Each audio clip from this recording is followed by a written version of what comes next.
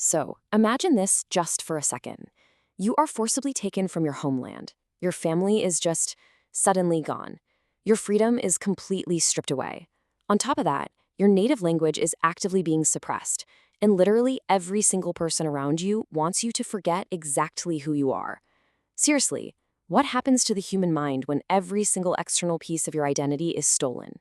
When faced with that kind of unimaginable reality, you'd probably assume that a person would just completely break, right? That they'd essentially be reduced to a blank slate. But despite the total physical loss and the immense psychological violence of slavery, an impenetrable internal fortress somehow survived. Against all odds, one thing remained entirely intact. Well, in this explainer, we're diving into the absolutely incredible story of Omar ibn Said. He was an enslaved African Muslim whose story of sheer resilience is easily one of the most powerful surviving accounts in early American history. And you know what makes it so uniquely breathtaking? His story wasn't documented by his captors. No, it is preserved in his own original Arabic handwriting.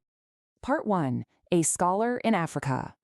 To really wrap our heads around the magnitude of Omar's story, we gotta start at the beginning. We need to completely shatter this tragic historical myth that enslaved Africans arrived in the Americas without deep histories, cultures, or, frankly, education. Omar was actually born around 1770 in Futa Toro. That's an area along the Senegal River in West Africa.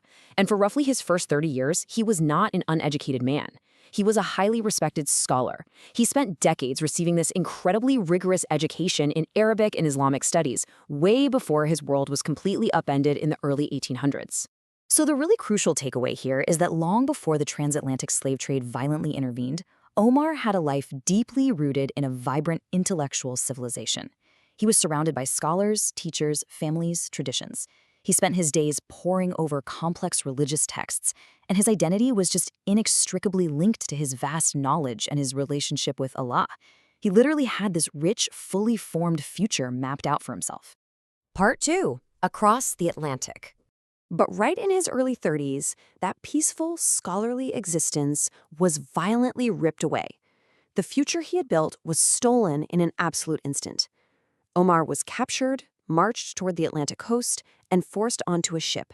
Try to put yourself in his shoes and imagine the profound psychological shock of that sudden erasure. Here is a highly educated scholar, a man whose whole life revolved around complex Arabic texts, suddenly thrust into the brutal reality of the transatlantic slave trade. He's taken across an ocean and plunged into a completely foreign environment where his vast knowledge and his native language seemingly meant absolutely nothing. Now, externally, Omar arrives in South Carolina and is treated as literal property. He's completely surrounded by an English-speaking society that didn't even recognize his basic humanity, let alone his right to freedom. But internally, that's a whole different story. Internally, he remained a deeply faithful, highly educated scholar. The physical chains were very real, but his mind absolutely refused to be erased. Part 3. Writing as resistance.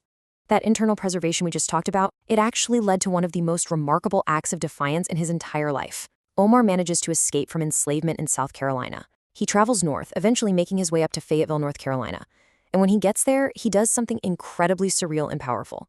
He enters a church, finds some materials, and literally begins writing Arabic on the walls. Just picture that scene for a moment. Surrounded by a society that fully expected him to remain silent and invisible, he broadcasts his story in a language his captors couldn't even read. To the folks around him, yeah, this writing was totally foreign.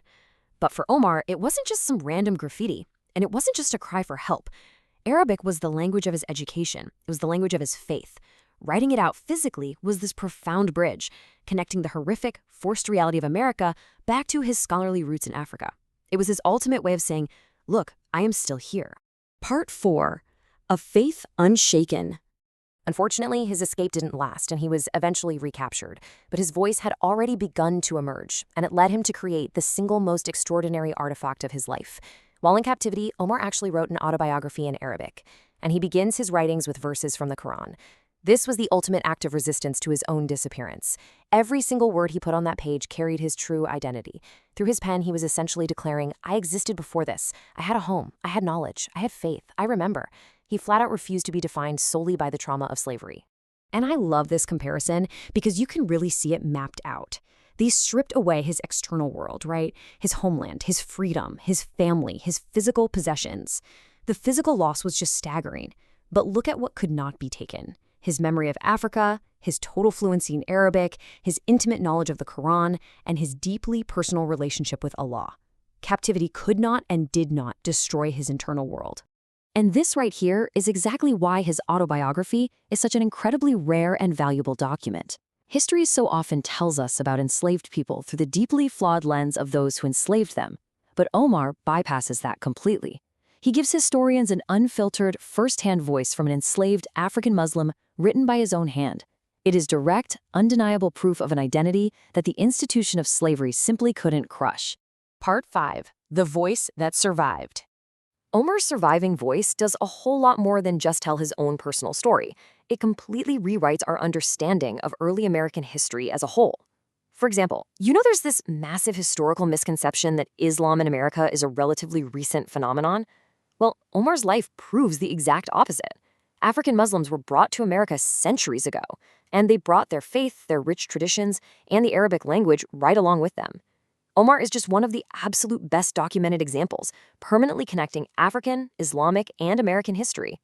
Ultimately, slavery was a horrific circumstance forced upon him, but it was absolutely not his entire identity. He was an African, he was a Muslim, he was a deeply educated scholar, and when it comes down to it, he was a witness. His physical body was forced across an ocean, but his story traveled so much further, echoing across generations and centuries.